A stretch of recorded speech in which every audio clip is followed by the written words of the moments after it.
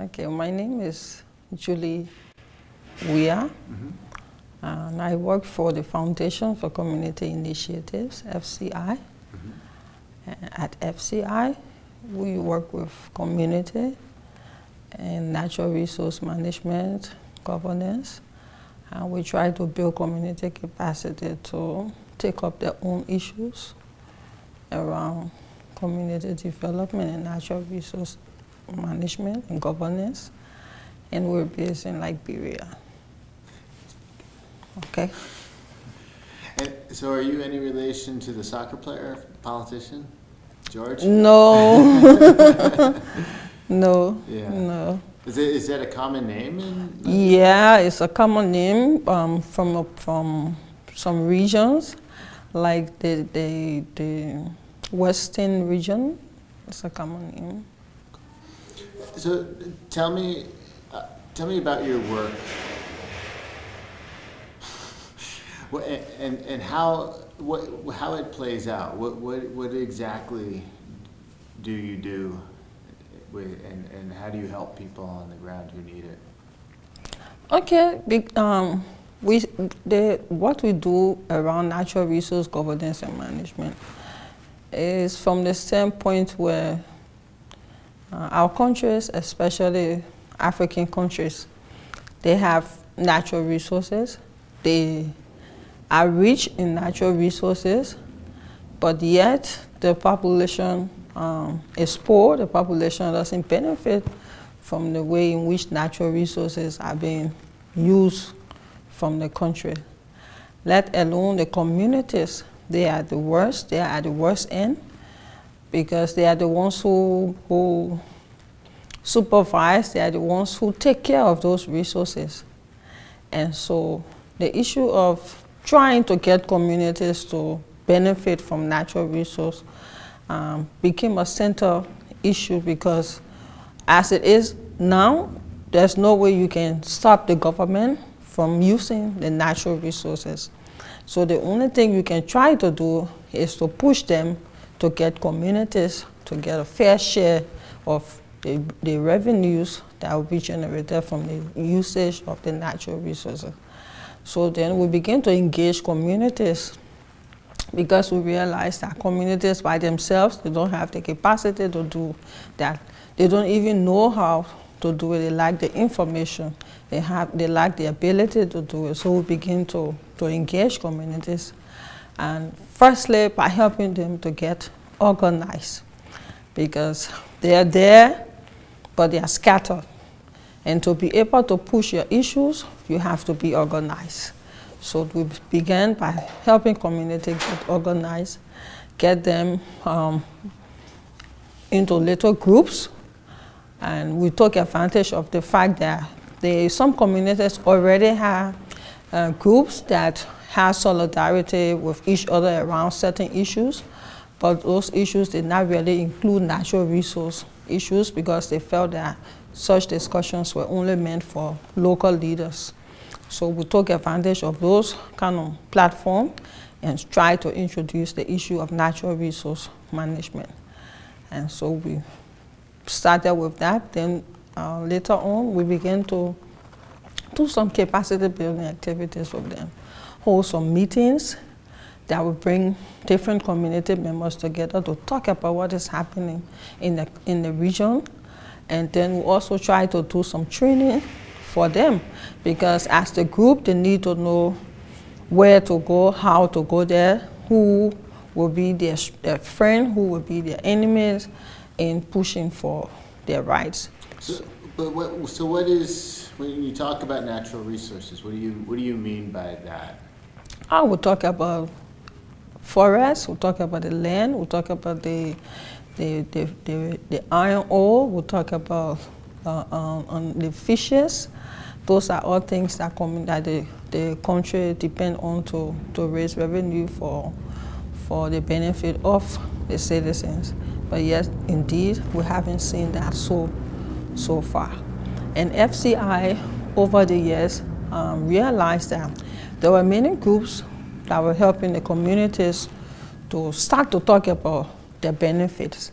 But there weren't many groups that were focusing on women to get them into the discussions, because though they were like communities, but at the end of the day, women were not part. So then we kind of shifted our focus to highlight women in particular. So over the years, we've been working with women groups, and for now we have like 5 counties in Liberia where we work with women groups and try to get them on board in natural resource management and discussion process in the country. Why were women left out initially? Partly, or mostly, we would say one of the major factors was tradition. African society did not create space for women to be part of community discussions. They told them that they had to be in the back. And because of that, women have always been in the back. They look up to the men who are the leaders, who are the elders, to make the decisions for them. Other factors included the level of education. Most of the women in the communities are illiterate, and so they found it difficult to talk about those issues. There was some issue of low self-esteem that linked heavily on the educational background, because then they thought that most of the discussions were being held with big English, with people who are literate people, and so they didn't see themselves as being part of such discussion. Yeah. So where does RRI fit into your work? And how long have you worked with them?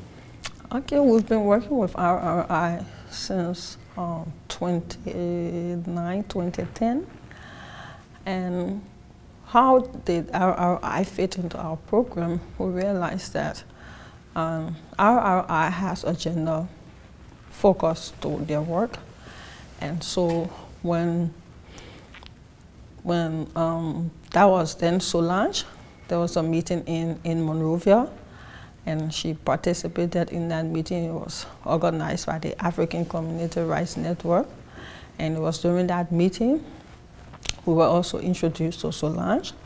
And by then, SDI, Green Advocates were more focused on the communities, and then FCI was the only group that was focused on the gender aspect of the work. And so RRI became interested, because looking at their own gender focus, they thought that by engaging groups like FCI, that will be able to take their gender activity from the global level to a national level and as far as the community level. So they began to help us, to work with us since 2009. And is it that you're working on land rights and therefore helping women, or are you helping empower women and therefore working on their land rights? Which is? It's both ways, because the community will be able to go at certain level and they will have some setback. So initially the idea was to work on the issues with government officials, with line ministries, and then to also build communities up to begin to add their voice, because the NGOs in the beginning were the ones who were talking for the communities. And then we thought it wise to kind of change our strategy a bit, to empower communities to begin talking for themselves, because we didn't want to put ourselves in a position to always speak for the communities. We thought that if these are issues that will really benefit them, they should be the ones talking and adding to what we are saying. And first, there's a couple of works in a separate light. How does these large palm oil plantations, how do they directly affect women? The companies come in, they say this is now our land. What happens next? Then the communities are left with no lands. And the women are the ones who use the land.